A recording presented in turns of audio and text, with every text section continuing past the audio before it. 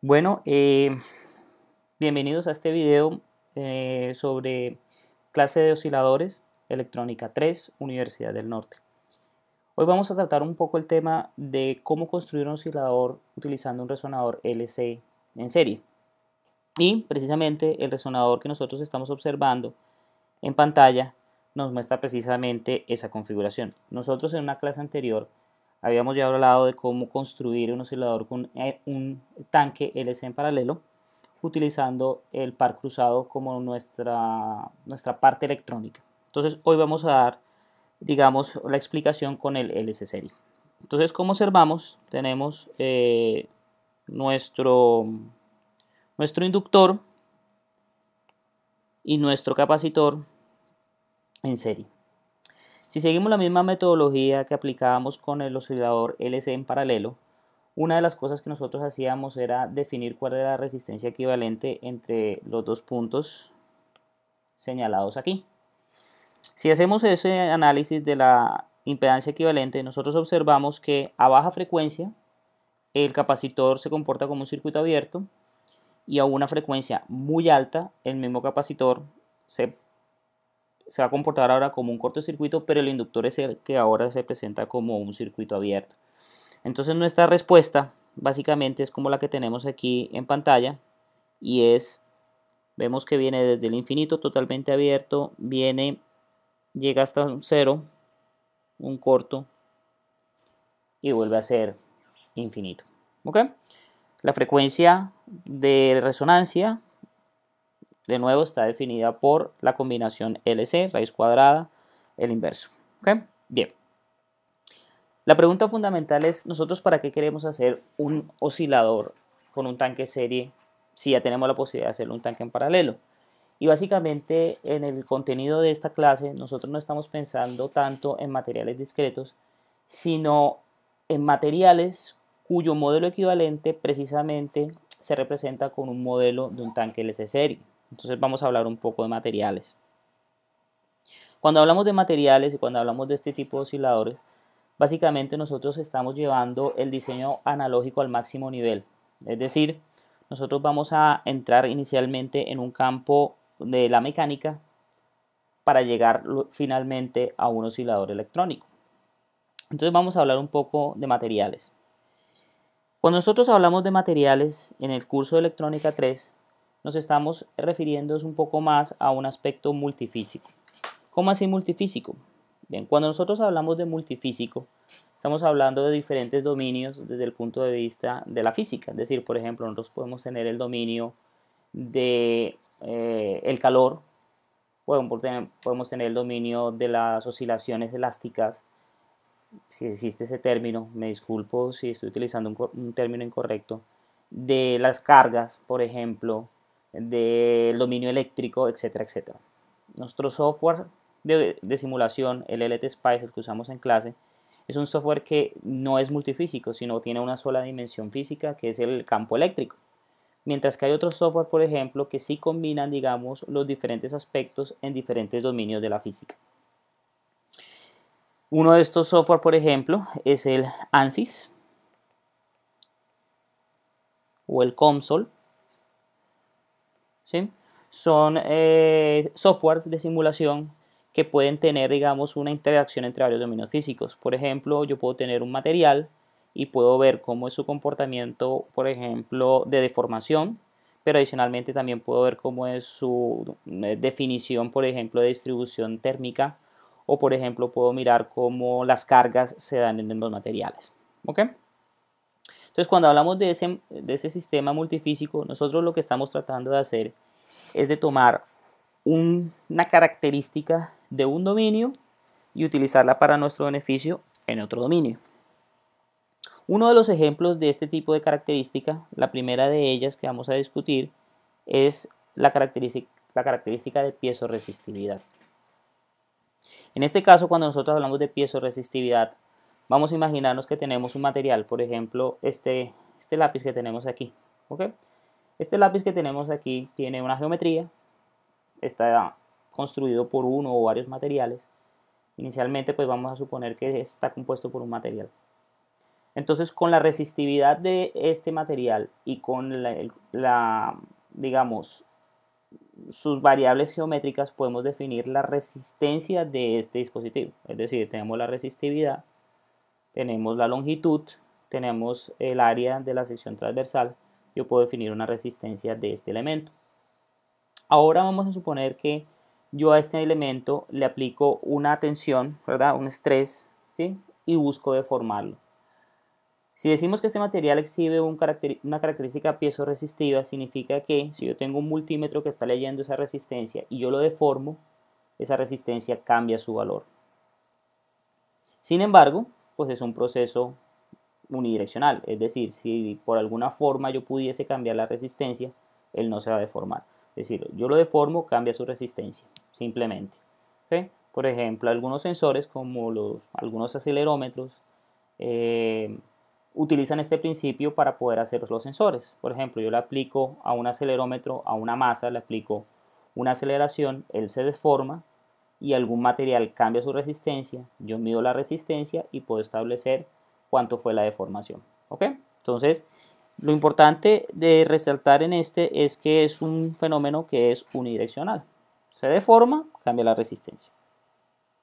Sin embargo, hay otra característica, es la característica de piezoelectricidad.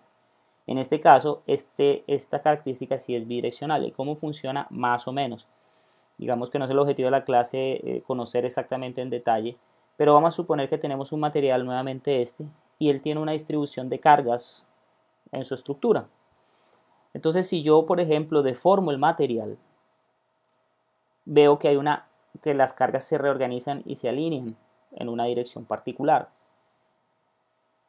Si yo por algún medio externo, por ejemplo, aplicando un campo eléctrico, reorganizo esas cargas, el material se deforma. Es decir, que la gran diferencia con el caso anterior es que este sí es un proceso bidireccional. ¿Ok? Bien, uno de los materiales que vamos a tener en consideración es precisamente el dióxido de silicio o nuestro popular cuarzo. Es una piedra, por decirlo de esa forma. Este es un material que tiene características piezoeléctricas.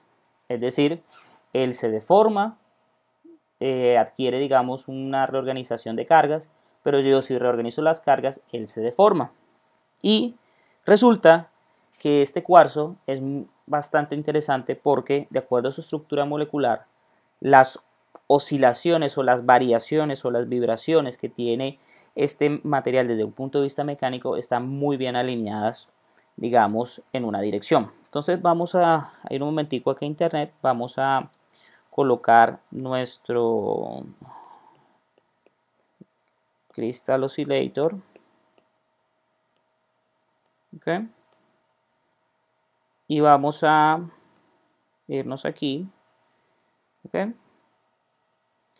Vamos a mirar, por ejemplo, no sé, creo que para todo el mundo es muy común las laticas, como le llamamos nosotros, que las vemos, por ejemplo, en circuitos electrónicos, conformando los relojes. Pero lo que quiero mostrarles en particular es esta operación, es decir, esto que está aquí, los modos de operación. Vemos el longitudinal, el shear mode, flexural mode, phase shear mode, etcétera, etcétera. Y básicamente lo que nos está mostrando es las formas en que un material puede vibrar. Entonces, por ejemplo, en el caso longitudinal, él hace este proceso. En el caso del shear mode, lo que hace es este proceso. Y hay otros, el flexural es como la cuerda de guitarra. Entonces, si yo logro, por ejemplo, analizar el material y ver si está en un modo particular y yo observo que es puro ese modo, es decir, que si es longitudinal, yo no veo, por ejemplo, si es longitudinal, yo veo que él hace esta vibración, pero que no hay ningún tipo de vibración en el otro sentido, por ejemplo, flexural. Entonces yo digo que en términos de Q, de factor de calidad de esa resonancia en ese modo, yo tengo un factor de calidad alto. Hablando en términos mecánicos, ¿ok? Más o menos esa es la idea. Entonces nosotros llegamos y observamos esto y decimos, mira, vamos a ver cuáles son las características de esos modos de operación, ¿ok? Entonces vamos a mirar prácticamente cuáles son los factores de calidad de esos modos de operación o esos modos de vibración que él tiene en particular. Digamos aquí más adelante debe estar. Segundo. Factor de calidad. Vamos a ver. Se me pierde ahora.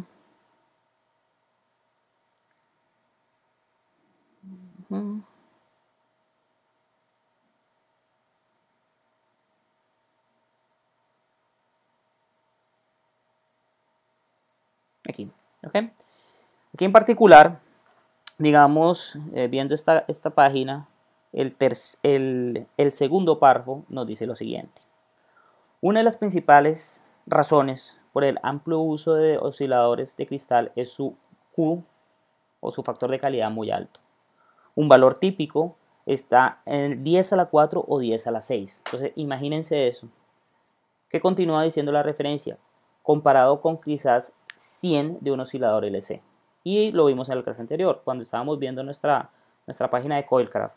Nos dimos cuenta que cuando el fabricante decía Extremely High Q, nos estaba diciendo o nos estaba mostrando Qs de 95. Entonces uno dice, este alto valor de calidad de 10 a la 4 o de 10 a la 6 sería demasiado importante para que nosotros pudiéramos construir un oscilador. Entonces esa es una de las razones por las cuales nosotros queremos utilizar esto. ¿Ok? Ahora, estamos hablando de que esas vibraciones son desde el punto de vista mecánico. ¿Cómo las llevamos al campo eléctrico o al dominio eléctrico? Y ahí precisamente es donde viene el concepto de la multifísica y de las características piezoeléctricas. Entonces nosotros lo que hacemos es que vamos a utilizar y vamos a tratar de observar cómo él se comporta de forma eléctrica. Es decir, vamos a ver si excitando este material con una señal eléctrica, nosotros obtenemos una señal eléctrica de regreso. Entonces básicamente aquí observamos cómo este es el símbolo de circuito del oscilador. ¿Okay? Básicamente lo que trata de mostrar este símbolo de circuito es nuestro cristal de cuarzo, un par de contactos y los terminales para poderlo utilizar. Entonces vamos a utilizar un equipo que se llama Vector Network Analyzer o VNA. Básicamente en su conjunto, un VNA es muy parecido a un osciloscopio. Es decir, él tiene su pantalla, tiene unos botones y él tiene en su forma más básica 2 puertos. Y en esos puertos se va a establecer unas excitaciones, se va a variar la frecuencia y se van a obtener los parámetros S. Las personas que están viendo este video, yo espero que en su clase de medios de transmisión o de cursos de RF hayan observado o les hayan hablado sobre los parámetros S. Los parámetros S básicamente relacionan cómo la potencia se distribuye o funciona a través de un dispositivo bajo prueba. Entonces, por ejemplo, nosotros observamos que si en el puerto 1 nosotros inyectamos una señal, aquí la estoy dibujando con verde, existe la posibilidad de que parte de esa señal se regrese y otra señal continúe hacia el otro puerto. En términos de los parámetros S, estaríamos hablando que esos parámetros serían, para el primer caso, el S11, una señal inyectada se devuelve por el mismo puerto, y en el segundo caso en que la señal atraviesa el dispositivo, estaríamos hablando de la señal S21. El VNA se utiliza principalmente con una terminación de 50 ohmios, es el estándar industrial, este que está aquí. ¿Okay? Y hemos sobrevivido con ese estándar. Entonces vamos a suponer que nosotros colocamos nuestro cristal de cuarzo, colocamos el VNA a trabajar, manda unas señales a diferentes frecuencias. Él tiene la posibilidad de mostrar en pantalla esos parámetros S. Vamos a suponer que nosotros deseamos ahora mismo presentar el parámetro S21. Esta es una gráfica, por ejemplo, típica de lo que nosotros podríamos tener con ese parámetro S21. El VNA te ofrece la posibilidad de mostrar esta gráfica, por ejemplo, en decibeles y con la frecuencia.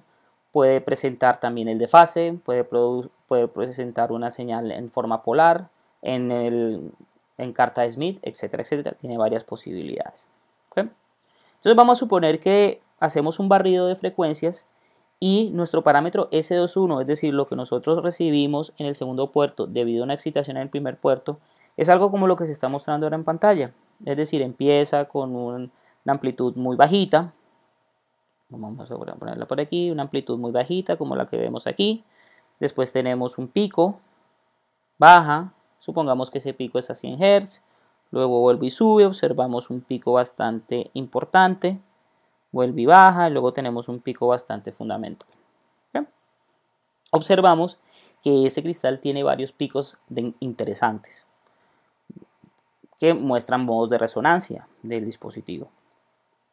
El VNA tiene la posibilidad de calcular cuál es el Q de los diferentes picos que tenemos aquí.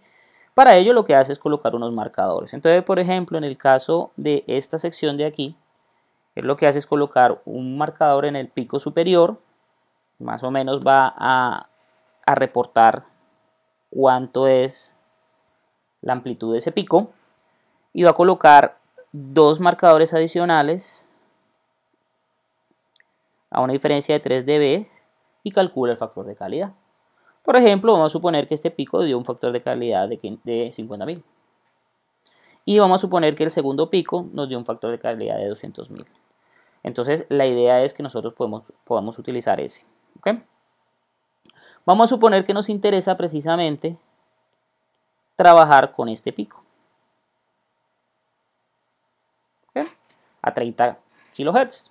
Es algo bastante interesante que podemos tratar de hacer una interfaz con un dispositivo electrónico para crear nuestro oscilador finalmente.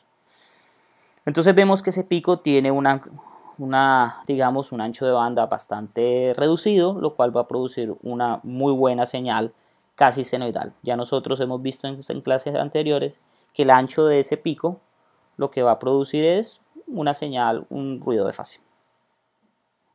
Entonces vamos a suponer que nosotros ya tenemos, digamos, aquí vamos a borrar un momentico aquí. Queremos hacer nuestro oscilador. Entonces nosotros desde el punto de vista electrónico nos preguntamos qué información necesitamos. ¿Ok? En la clase, en el salón de clase, yo le preguntaba a los chicos qué necesitamos nosotros saber para construir el oscilador.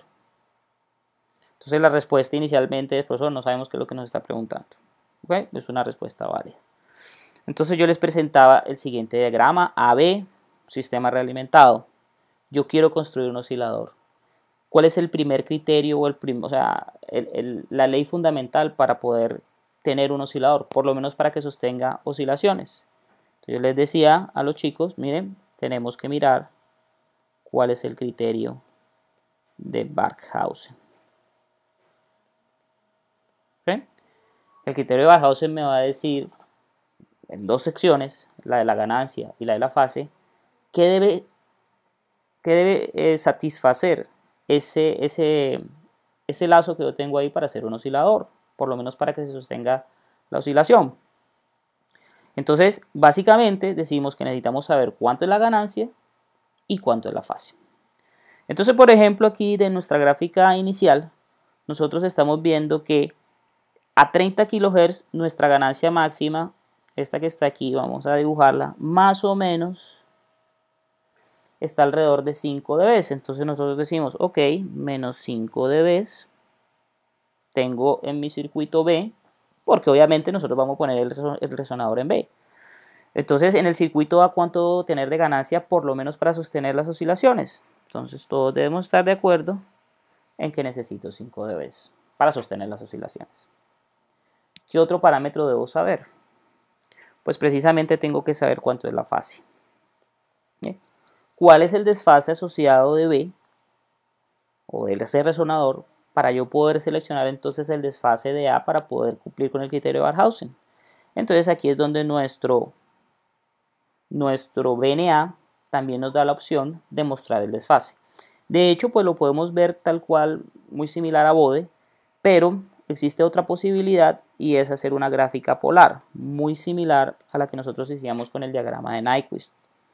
Aquí nosotros vamos a observar que un pico perfecto lo veríamos como una circunferencia perfecta en el diagrama polar, y que dependiendo del desfase relativo en esos picos, nosotros vamos a tener el lóbulo o ese pico orientado hacia el desfase o hacia los ángulos que va a mostrar nuestra gráfica real versus imaginaria. Es decir, hacia este lado vamos a tener 0, hacia este lado tendremos 90, hacia este lado tendremos menos 180, menos 270. ¿Ok? Entonces vamos a suponer que esta gráfica que está aquí no la presenta nuestro VNA. Entonces vamos a ver, por ejemplo, un lóbulo, digamos aquí un lóbulo número 1, que es el lóbulo de 30 kHz. ¿Ok? No es perfectamente circular. Aquí vamos a tener nuestra ganancia. ¿Ok? Y tenemos los lóbulos, los otros que aparecen, ¿sí? Por ejemplo, este que está a 1 kHz, lo tenemos de este lado. Esto es puro de suposición, un ejemplo que nosotros vamos a hacer. Desde este punto de vista, nosotros diríamos que el pico al que le estamos apuntando, que es precisamente este que está aquí,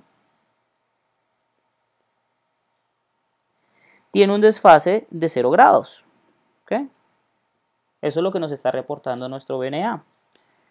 Mientras que, por ejemplo, este pico que está acá, el de 1 kHz, observamos que tiene un desfase de menos 180 grados. De nuevo, eso es lo que nos dice nuestro VNA.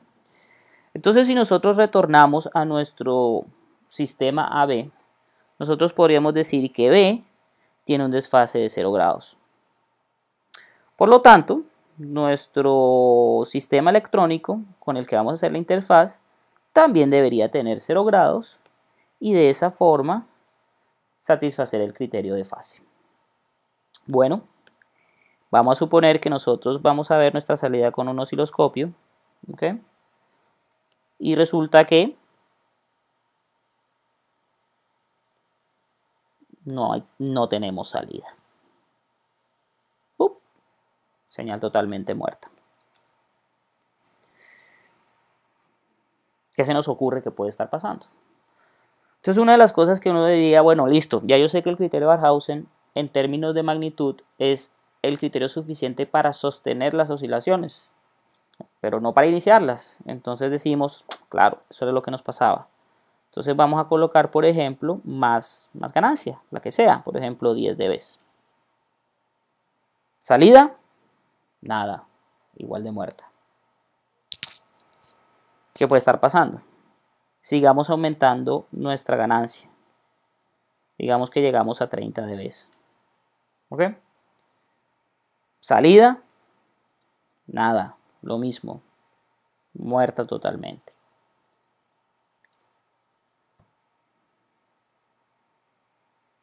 Vamos a suponer que nosotros seguimos aumentando nuestra ganancia o que, por ejemplo, en 30, en algún momento comenzamos nosotros a hacer nuestro análisis y resulta que,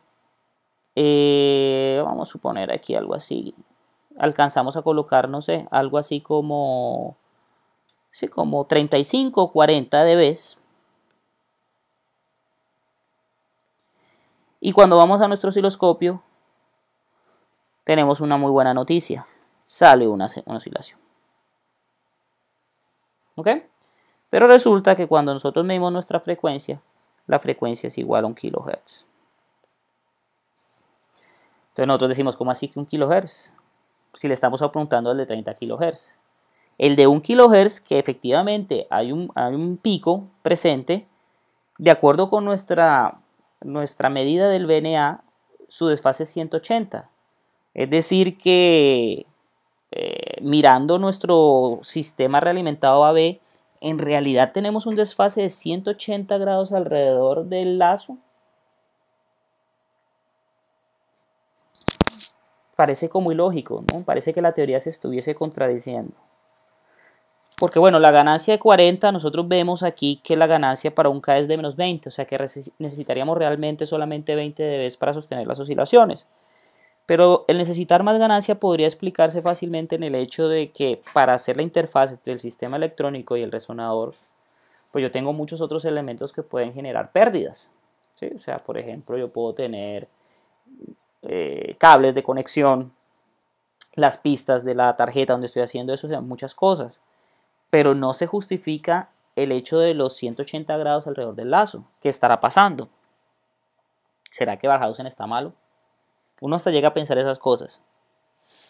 Sin embargo, la explicación a este sistema se da precisamente en el reporte del VNA. Es decir, el VNA nos produce esto, pero estos desfases que nos está mostrando en pantalla se deben también o deben seguir la referencia que él toma para hacer esa gráfica. Es decir, un VNA lo que va a hacer es precisamente hacer la caracterización de una red bipuertos.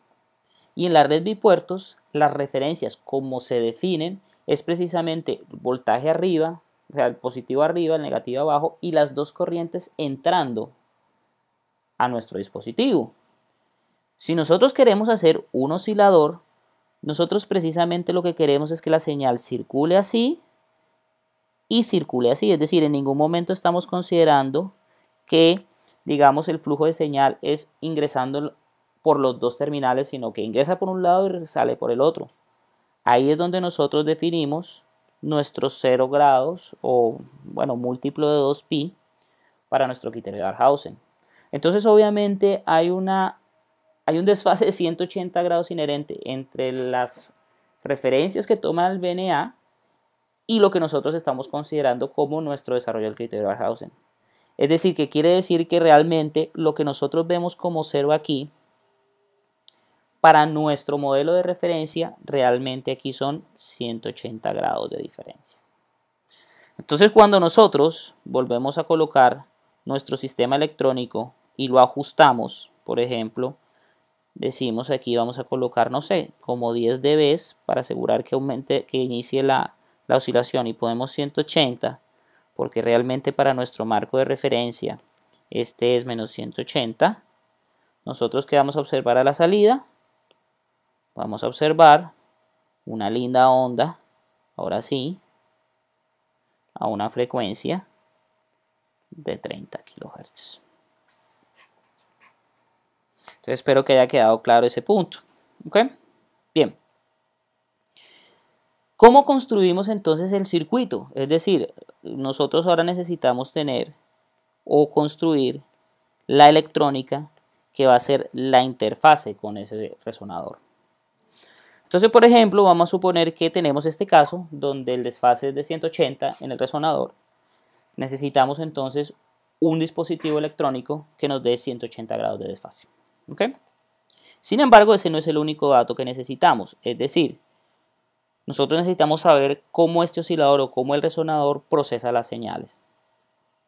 Las personas que trabajan en los dispositivos, estos resonantes, nos van a decir: mire, es que resulta que usted le ingresa una señal de voltaje a su resonador y va a obtener a la salida una señal de corriente. Es decir, que este que está aquí se comporta como un transconductor.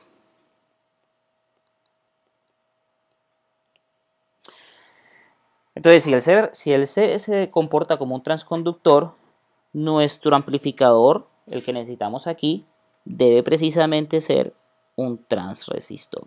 Es decir, ya lo estamos viendo en nuestras clases de feedback. ¿Cómo hacemos un transresistor? ¿Cuál sería la topología que constituye un transresistor? Entonces decimos, un transresistor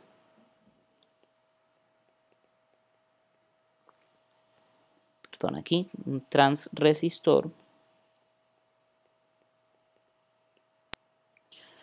corresponde a una topología paralelo-paralelo.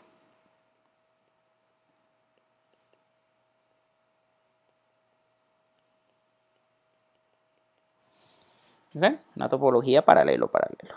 Es decir, que nuestro A, el que nosotros vamos a tener aquí, él internamente es un sistema realimentado. Tiene feedback negativo. Constituye un transresistor, un amplificador con topología paralelo-paralelo. Y por fuera vamos a tener todo un sistema de feedback positivo que va a construir nuestro oscilador. Entonces, genial.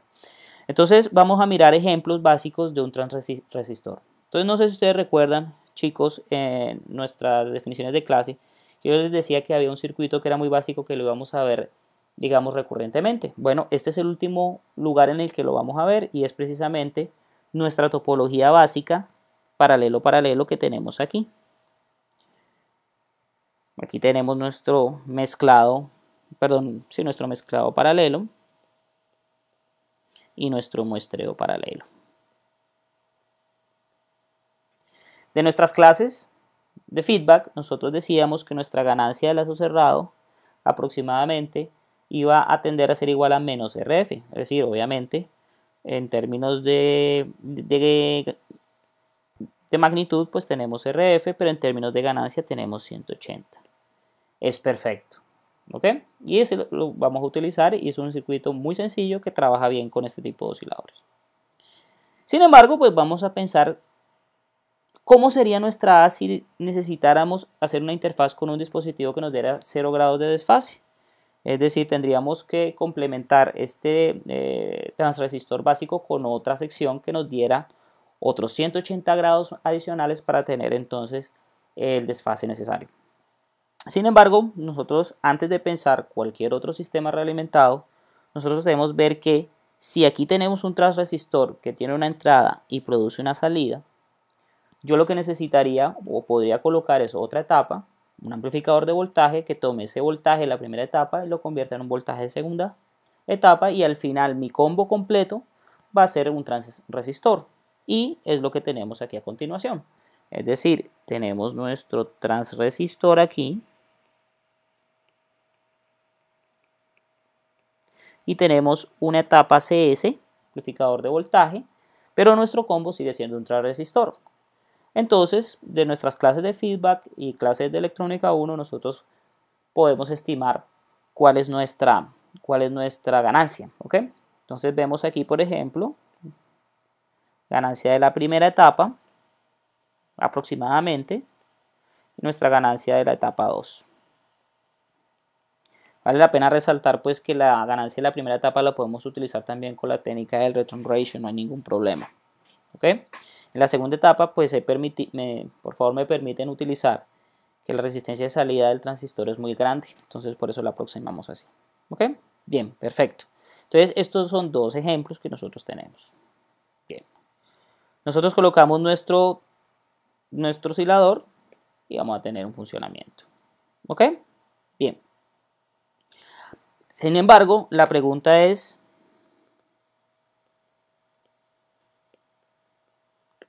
¿cómo puedo simular este dispositivo?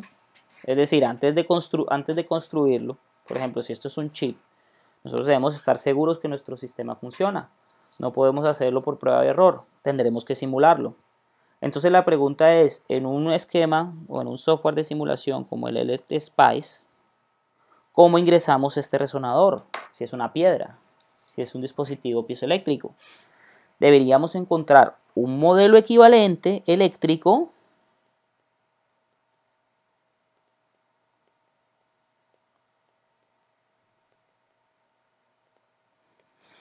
que nos represente lo que hace ese resonador para poderlo llevar a un software de simulación como el LTSpice.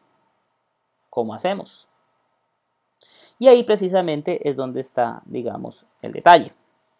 Entonces vamos a ver cómo sería la obtención de ese modelo equivalente. Claro, obviamente hay, digamos, profesionales científicos que se dedican a hacer estos modelos lo más parecido posible, ¿ok? Pero nosotros obviamente vamos a tener algo muy básico pues para poder hacer nuestra simulación inicial. Entonces, vamos a suponer que tenemos nuevamente nuestro VNA, este que tenemos aquí, ¿ok?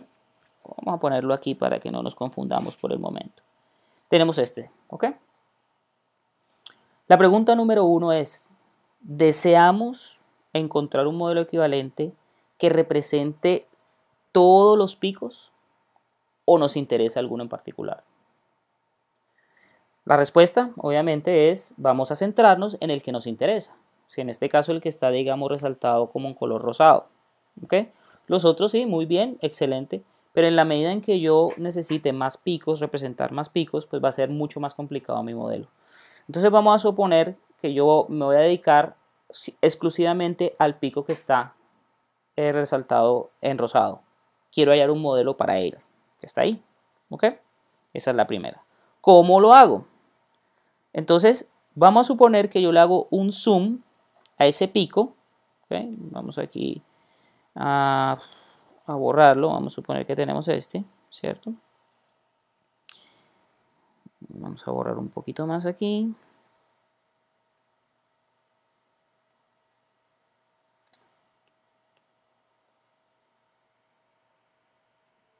Vamos a suponer que ese es nuestro pico, es decir, el zoom que le hacemos a ese pico. Entonces necesitamos hallar unos elementos que nos permitan tener esa misma respuesta en nuestra ventana de observación, pero que no sean materiales, sino que sean elementos eléctricos que los pueda llevar al simulador. Entonces, ¿cómo hago? Nuestros amigos que trabajan con este, digamos, con este modelamiento, precisamente nos dicen, mire, este combo, si usted lo coloca en el VNA, es decir, en lugar del dispositivo, es decir, déjame yo me regreso un momentico acá, y decimos, si usted quita este dispositivo que está aquí y coloca este combo que está acá, la respuesta que usted obtiene es la siguiente. El VNA nos va a mostrar que obtenemos una respuesta como esta. ¿Ok? Obviamente vamos a necesitar un tercer componente que es precisamente una resistencia, porque si no, este pico sería hasta el infinito. ¿Ok? Entonces realmente el combo que vamos a colocar es este. ¿Ok? Bien. Uno podría en este momento tomar una decisión, pensar, mire, me interesa, o sea, estoy conforme con esta respuesta, es decir, que aquí haya un error, es decir, esto es lo suficientemente bueno para mí trabajar. En algunos casos es suficiente, ¿ok? Pero si nosotros queremos ser un poquito más precisos en nuestra respuesta, podemos colocar un capacitor adicional aquí. Entonces aquí vamos a colocar serie, serie, serie y este paralelo. Y nuestra respuesta, la que vamos a colocar aquí como en naranja, se vuelve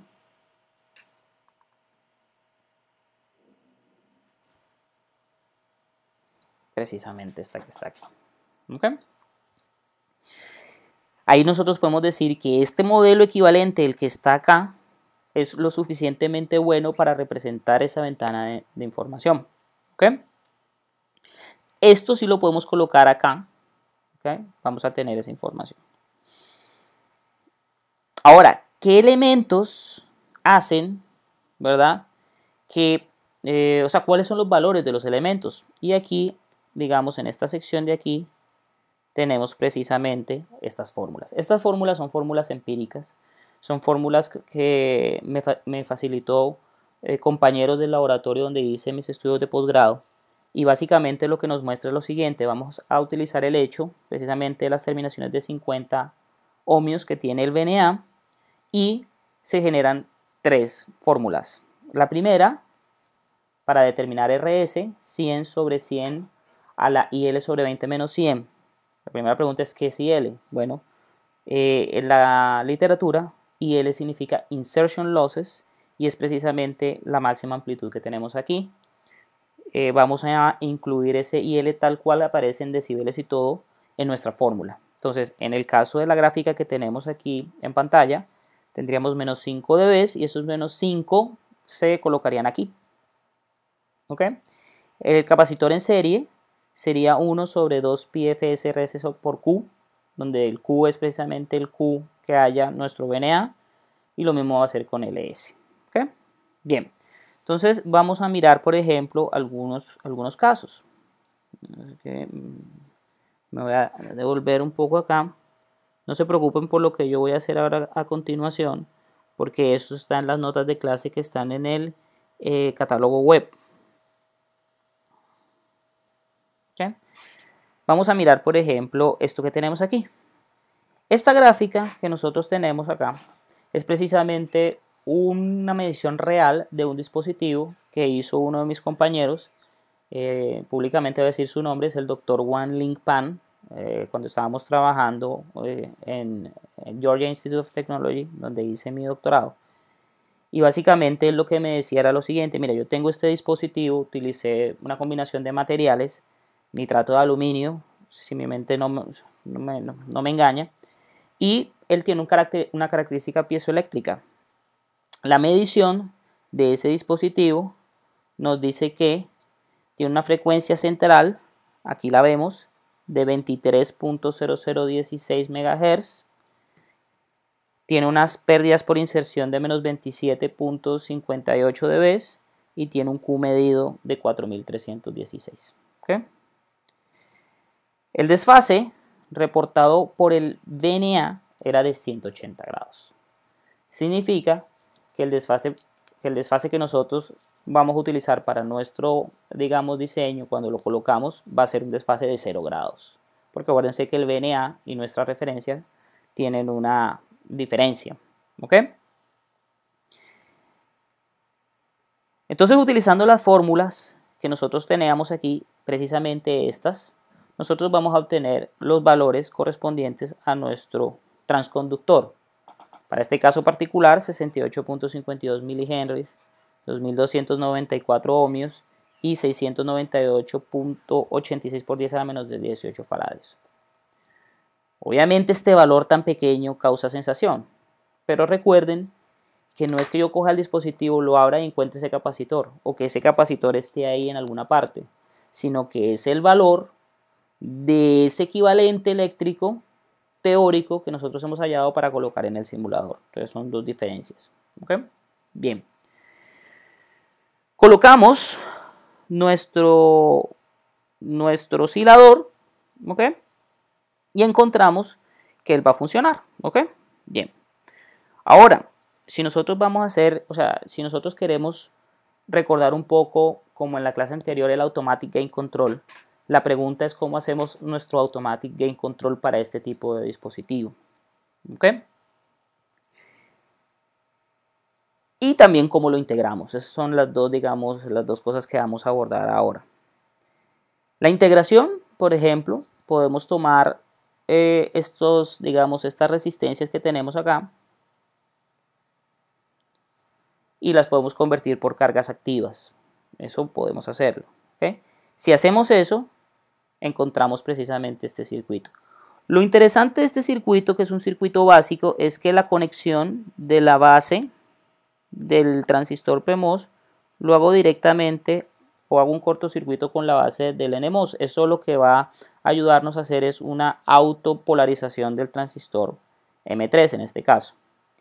Y este dispositivo se llama el Inverter Based TIA, Transimpedance Amplifier, precisamente porque está basado en cómo es la construcción interna de un inversor.